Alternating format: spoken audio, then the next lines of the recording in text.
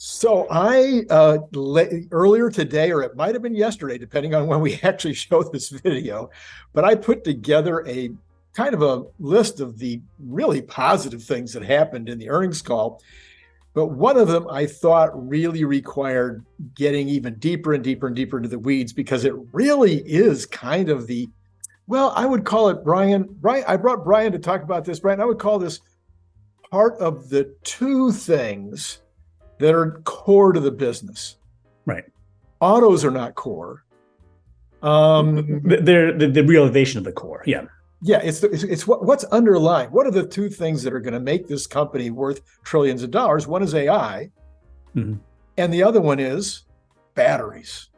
It's all about the batteries. Batteries and energy, right. So I've invited Brian Wang on here today because Brian, he is the science guy.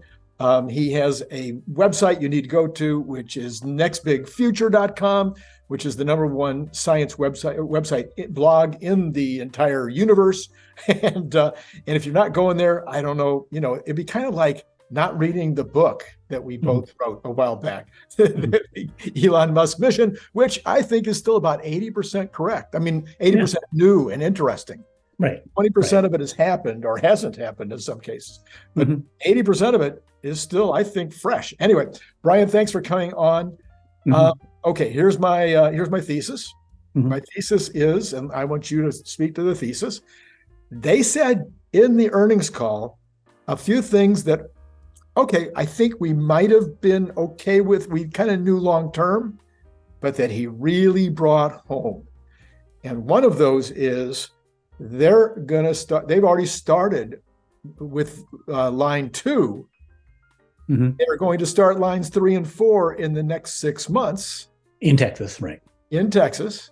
And they're already building phase 2. I mean, those are huge. That's such big news. So talk to me about how this all works and what is phase 2 and what is line 2 and why does it matter? And anyway.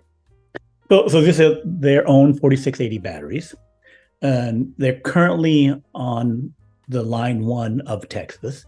And they have also their Cato Road Fremont one, which is more for testing processes and testing new chemistries and getting the next one ready, which they also discussed on the call briefly. Right. So part 2, I thought. Right. So the line 1, back at Faraday and all the other information they have, it indicating that a fully ramped 4680 line will make about 25 gigawatt hours per year for just one line, which is huge because if you have, like 40 gigawatt hours in Nevada with Panasonic, they have like 15 lines, right? 15 lines, each making about 2.5, 3 gigawatt hours per line. So they're already at 5 gigawatt hours. So they're past virtually all other lines. I'm not sure how many, the CATL, how much production they get of their lines, but it's typically in the range of what Panasonic is doing. So the ramping that we're seeing, 20% per month, means that first line will be ramped, completely very soon. And we had discussed in our previous videos that if you're within 6 months of getting to full completion, there's no reason not to start up your other lines because it will take time. You heard it here first. Right. You heard it here first. Right. It will take time to get to your 25. So it's like, okay, I'm climbing to 25. Okay, let's start the other guys. And then we all meet at 25, right? If there's nothing else, like you got almost all the problems solved. It's like, we're only going to fiddle with the line some and this machine some. Everything else should get going. One, you got to staff them up. And then you have to have all machines operating really well. It takes time to do that. So now they have confirmation that they've gotten 2 going, and 3 and 4 will also clearly start soon. And then they said that they're going to build the other 4 lines. They're already building. They are currently already manufacturing and putting in place lines 5, 6, 7, and 8. 5, 6, 7, 8. Right. Right. And they said that they would have those in production before the end of next year. So. Yes. So so we're thinking, based on my estimation, 6 to 8 months for the full ramp of 1 through 4, producing 100 gigawatt hours total, roughly. And then they'll get the next batch of 100 gigawatt hours, unless they make changes, have done change to the line. We don't know that, but I'm thinking probably not that much. I think they're relatively similar. That they'll have other lines because they need to change Cato Road. They said that Cato Road is always one generation ahead. Right. So, they made a 10% increase in energy density in that one, and then they're doing, I think, another different 4680s. They're already kind of version 3. So then version 4, 3 or 4 is what they're doing at Cato Road, is what I kind of interpreted. Yeah. What did you get there? So, I mean, they get this pilot line at Cato Road that I guess is capable, if they just turned it loose, it could do 10 gigawatt hours by itself if they were not doing all this experimentation.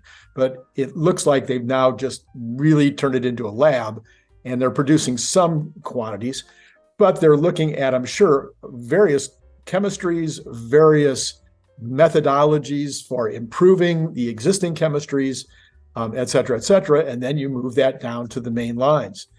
So let's talk about what it really means if they truly even get to 100 gigawatt hours in 2024. Right. So currently, Tesla, for all their products, all their cars this year, heading to about 1.8 million cars, plus they got 4 gigawatt hours per quarter of Megapacks and that kind of thing. They're in the range of about like 110, 120, something like that, 140. I've done the calculation before. I haven't done, but it would be more now. Probably maybe even 50% more than the last time you did the calculation, because they're growing at about 50% a year. Yeah. So it could be as much as maybe 150 gigawatt hours that they're using total. Right. Total. Right. So then if you add 100 gigawatt hours, then you can push out 250 gigawatt hours of product, even if you weren't getting more from CATL. But CATL is just turned on, and they're finally delivering their 80 gigawatt hours in the factory that's right beside Giga Shanghai. Yes. So 80 gigawatt, not you could have 330 gigawatt hours of batteries available for Tesla next year, which would be more than double the energy product. So then the whole truly, not limited to, what product you're making. Because, I'm looking at it in terms of like, if you make 50,000 semi-trucks, each with a megawatt battery, bigger than the normal thing, right? Then that would be, 50 gigawatt hours of batteries, right? So whenever you're making a lot of stuff, it's like, how many batteries do I need and how much I can make out? And then I've done the calculation of how much money you make from Tesla would make from that, which was in the range between 40 to $60 billion per 100 gigawatt hours of stuff. It is four to six billion. Per gigawatt hour, right? Yeah, no. 100 gigawatts. Let me go find it. I can go. Well, it's not 45. That would be too crazy. That would be one of those things where you say, no, that can't be. I do that all the time on Power of 10 things, because it's like, no, that can't be. Yeah, so I had some stuff about, a chart, which was about, like if they, okay, here it is. Yeah. So, Brian, what does it really mean then? We know that this 150 that we're using now, that would be another 100 on top of that, assuming we didn't buy anything from CATL or LG or Panasonic, but we know we'll continue to buy from all those guys. So we're going to have, who knows, 250, 300 megawatt or gigawatt hours available to us in late 2025. Right. And that'll be triple what we did in, let's say, 2022, which is more than we would expect given a 50% increase just in cars. Yes, they can go into trucks and into semi-trucks and energy, but what does it mean in dollars? Yeah, so the 100 gigawatt hours last year gave us about $80 billion worth of revenue, right? So if we, I have this chart for, each $100 billion how much we need. So $600 million, we need like 1,258 gigawatt hours of batteries. Okay. So if, things vary a bit by the mix, but if we had the 300 gigawatts you talked about, that's about 1/4 of this. Okay. Right? So that would be, at least 150 gigawatt hours. So basically, you're doubling the revenue to 160, 150, something like that. So up from 80 to 160. So, and you could potentially do better because that's only the vehicle stuff, not including any of the software, not including other services, just raw hardware products. Okay, so we did last year. We did about 80 billion, and we're saying that we would be triple the number of batteries, so we'd be roughly triple the number of dollars. Is that right? Right. Yeah. So roughly $240 billion of revenue possible. Right. And yet we're only going to do 100 billion in 2024, and probably most people are thinking 150 billion in 2025. Yes. So, but we're talking about the capacity to actually ship 240 billion. That means we'd have a lot of extra batteries. That's right. Or what can scale fast is this. It seems maybe the Megapack can scale fastest, and it scales very well in terms of the profitability of it. 156 gigawatts of Megapack would give you $100 billion of revenue. So that and semi trucks. Yeah. All right. So yeah, and so we have when we talk about having excess capacity, right now the entire world has excess capacity already. CATL and LG are both complaining that that they've made all this capacity and now they're having to lower their cost by 33% in order to sell what they've got, or maybe not even. I don't think they're running at capacity by any stretch of the imagination. I know they weren't 3 or 4 months ago. I think CATL said they were running at like 70% of capacity. But I think long term, let's talk about maybe in 2026, 2027, that's when this whole thing might shift back the other way. So when all the car companies that are capable of making decent numbers of cars are all looking for the same lithium and the same batteries and the same battery packs and everything else, is when the shortage I see is probably 2026, late 2026, 27, maybe 28. I think that's also when Jordan of Limiting Factor thinks that the shortage is going to take place. So Dan Ives said this morning, it wasn't Dan Ives, it was another, I can't remember who it was, who said he sees Tesla potentially being a supplier at some point. Batteries? Well, batteries. Yeah, it's difficult to predict that. Clearly if they can, make products and stuff like that, then they can make their own, but they can also make not just the batteries, but the whole skateboard. So depending on how things play out, they could supply a lot more than just the batteries. And if they're the best manufacturer, if they got Tesla bots making things in factories, then they have production capacity for everything. And it's like, oh yeah, I'll make it for you as well, because you're going to help use your branding and stuff. And we're just going to make as much profit as we need from this other aspect of things. So then it'd be like Intel inside for the chips. So basically back in the old days, Intel was inside everything.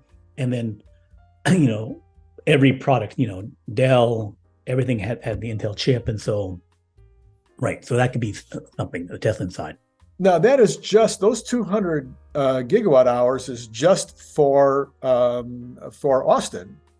We know that they've already started earlier to put the production together in Berlin, and then they slowed it down. But I'm guessing they can speed that back up again when they want to.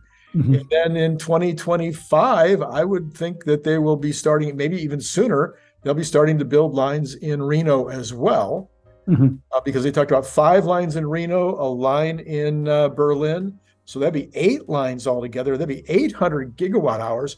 I have to believe at the point they hit 800 gigawatt hours, they will be the largest manufacturer of batteries in the world.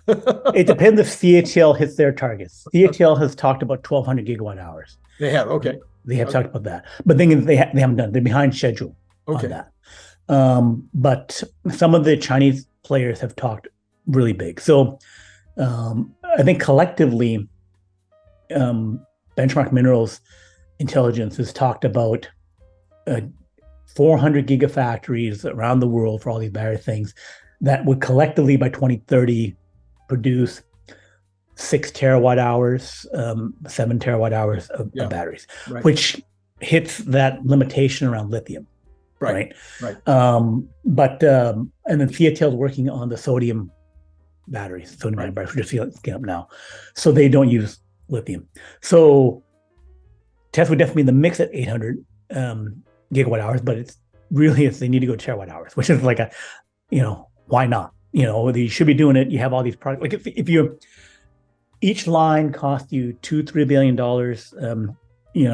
to make or something like that. It's each line or each set of lines? Each set of lines. Each set of 4 lines cost you about $2-3 billion. So 100 gigawatt hours cost you $2-3 billion, right? And you're going to make, $40-60 billion off of that, right? So why, and then the profitability, also the tax credits. It's like, once you get down to like, $45-50 dollars per gigawatt hour, all the tax credits, all the benefits, it's like the government's paying you here free money, make the battery factory, right? So yeah. So I mean, I know we talked about this last week in that other call on batteries, but let's just talk about it again. If they only do 100 gigawatt hours next year, I'm talking about at the end of the year, very end of the year, they're finally at the run rate, or even the run rate. All right, so maybe it's just the run rate at 100 gigawatt hours. That 100 gigawatt hours is $4.5 billion in IRA coming back to the company. Right. I mean, we're only going to make in the range of 10 billion this year, right? Right. And they're talking about 4.5 billion just in that IRA benefit. Right.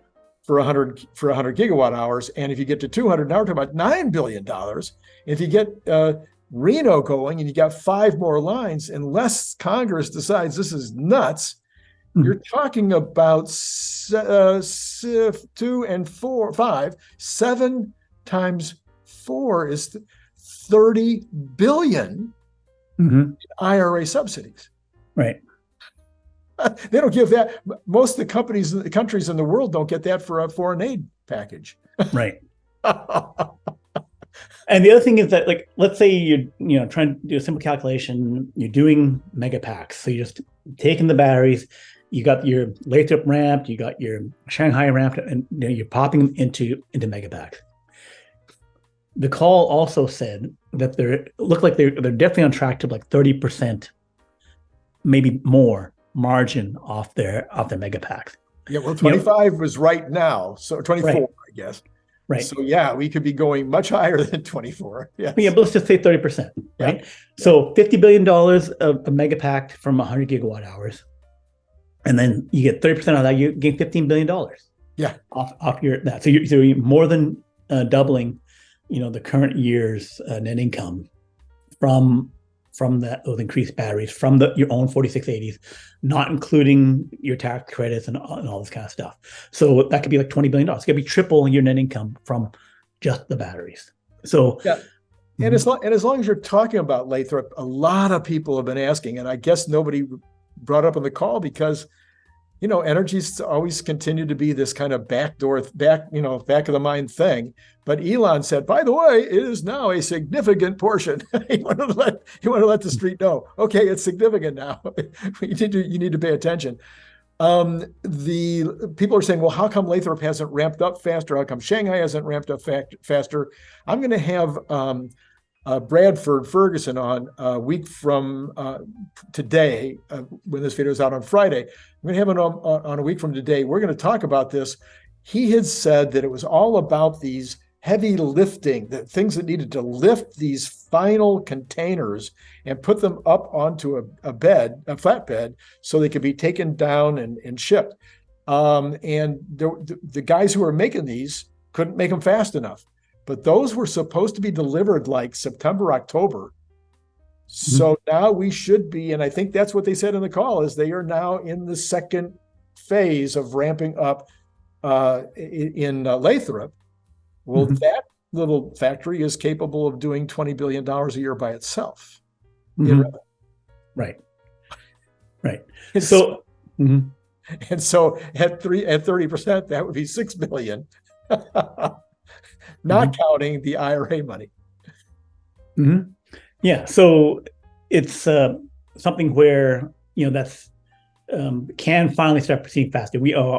I thought they might be able to go faster than they have. I thought they'd have the second line going sooner, but they said it's lumpy. There's issues with the suppliers, and they're there. I'm not, and I'm sure they went as fast as they could, and whatever issues there are with China. But the utilities, with their 2 terawatt hours of solar and wind globally, have a huge need to store all that power and to make more money off it. So if the demand is there for sure, for at least in the Master Plan 3, there was demand for like 60 gigafactories for megapacks globally. If Tesla does half, that's 30, and then even in the early phases, even in the next 3 years, there should be like 10 Megapack factories, which would be at $20 billion the factory, that's $200 billion. And at 30% margin, that's $60 billion. So it's big money. And here's how Elon's saying, pay attention to this. This is a big deal.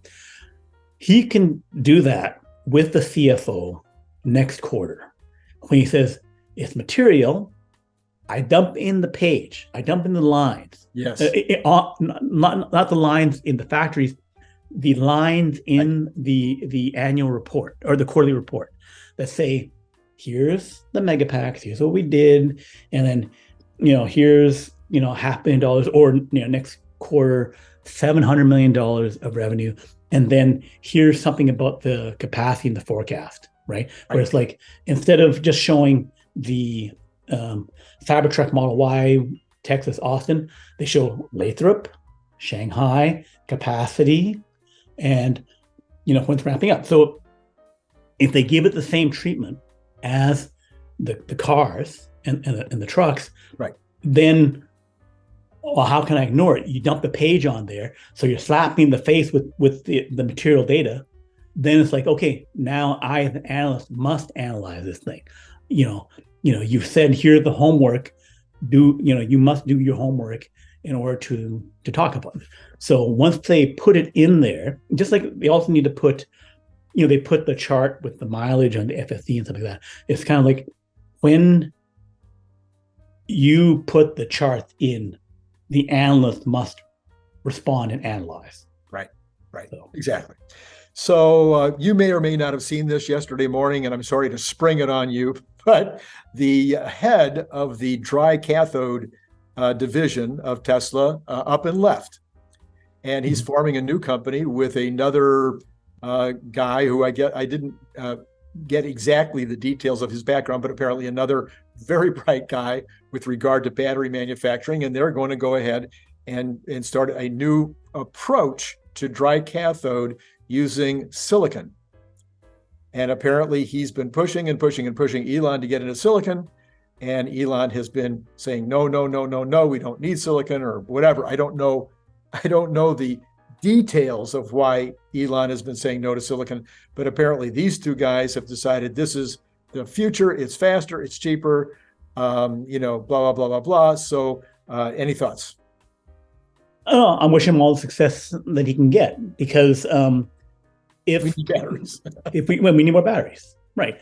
And it will go into Tesla products. So,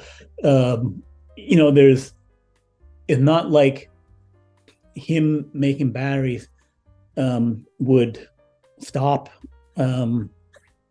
Tesla making cars and Megapacks and blah, blah, blah. So, Tesla buys from CATL, they buy from LG. If we got another supplier coming in cheaper, fantastic, Yeah, and of course, people ask me all the time, what about new technologies and batteries, and what about these new companies that are coming along? And in addition to your thought, my other thought is these guys, they're starting from scratch. They're going to have to build their first pilot line, and then a year from then, they're going to build their first real line, and that's going to take a year to ramp. So maybe we'll actually see some production in 2026 or 2027, and who knows what kind of production hell they'll go through in the meantime. But eventually they may turn into be a good company, and maybe it's somebody that Tesla buys back. yeah. It's something where, he may have only been making $5 million a year working for Tesla. And then some, big fund comes in and says, hey, here's, $500 million to toss this together, $1 billion to do this. It's like, okay, you can become a billionaire. So there's all kinds of, AI companies spinning off from OpenAI, like Anthropic, $4 billion. Like when you're in that hot field, you can actually execute. Right. Big money will say, hey, do it for me. Like I want you, So. Yeah. Okay. So the future. So these are I'm bringing this up because this was stuff that really got missed. And I mean, I read every analyst call I could, every analyst version of the call. I listened to, all kinds of videos from all the folks that whose channels I appreciate and enjoy and have always listened to, encouraged me, made me think that this channel would be successful. And I just didn't hear anybody getting into really the weeds of what's happening with batteries, what's happening with energy, because this is, as Elon said, it's eventually going to be as bigger than auto on the energy storage side, and that the batteries are the basics of both. If you're not paying attention to those parts of the call, I think you're missing. I mean, it's first principles, right? Right. And the other thing about where it can be even bigger for the future was like the Master Plan 3 was talking about a relatively static world of here's how much energy we're saying. But on the previous call, Elon said that the AI data centers will be using multiples of the power because you'll make so much money from AI. Right. And AI, if I make, my exaflop supercomputer, I need 100 megawatts of power. If I make, 1,000 exaflops instead of flop, that'll need a lot of power. And the more compute there is, and the more I can get out of it, I can do this thing, I can make $1,000. The data centers right now, cloud computing worth, $1 trillion, several $1 trillion, is using 10% of the US energy. Another 10% goes to Bitcoin mining, right? So when you have these $1 trillion things, you're using a lot of power. So if that becomes $100 trillion or $500 trillion because it's driving the whole economy, which is what IT did to a certain extent, then how much more batteries and solar do I need? Yes. If I need to, US has to build 10 times more power. Well, we were static before, but now we'll be like China because we have this massive revenue coming from AI. So AI actually, Tesla's AI and the energy are feeding each other in that the AI, the more compute I need, the more energy I need. And then if all your customers are doing the same thing, then when we say that these are the two pieces, they're actually combined, coming together to take us to the next level, just like the industrial age, right? Where we go 1850s, making rail, making factories, making power plants. The power plants and stuff didn't exist because we didn't have huge factories. You make the huge factories, they make the huge power plants. That's what happened at the end of the 1800s, beginning of the 1900s. Same thing here. We will have the new economy, AI, energy, electrical, and then taking us to the next level. Yep. All right. Well, Brian, again, I want to encourage everybody to go to that website. It's called nextbigfuture.com. If you like science at all, or if you just like to keep up with the news in various categories, and how much of the news today is being driven by science. I mean, I don't care whether you're talking about the recent pandemic, or whether you're talking about the war in Ukraine or Israel, you go over to Brian's blog and you're going to find stories about the aircraft. You're going to find stories about the munitions. You're going to find stories about all kinds of aspects of the war that's going on right now in Ukraine or even in Israel, because science ultimately, it affects all of these things. So Brian, thanks again for coming on when we need you. Okay. And, all right. And for all of you out there, it has been great talking to you. If you don't mind, I do want to pitch my little device here. I have these little devices for $25. You can't believe how cool this is. Look at how thick the stainless. I mean, holy mackerel! It comes in. It comes in a camo as well. It's a can opener. I mean, I'm sorry, not a can opener, a bottle opener. So you got your bottle opener here too, and it's got a magnet on the back, so you can slap it up on your fridge. I mean, is this good or what? So anyway, you just send $25 to my PayPal account. It's down in the information below. Just click on there. You can send it 20. Now, if you're out of the country, I got to charge you an extra $20 for freight. So, or if you join my Patreon, I'll give you one at the $10 level. I'll give you one for free. Click the link below to get your paperback, Kindle, or audiobook now.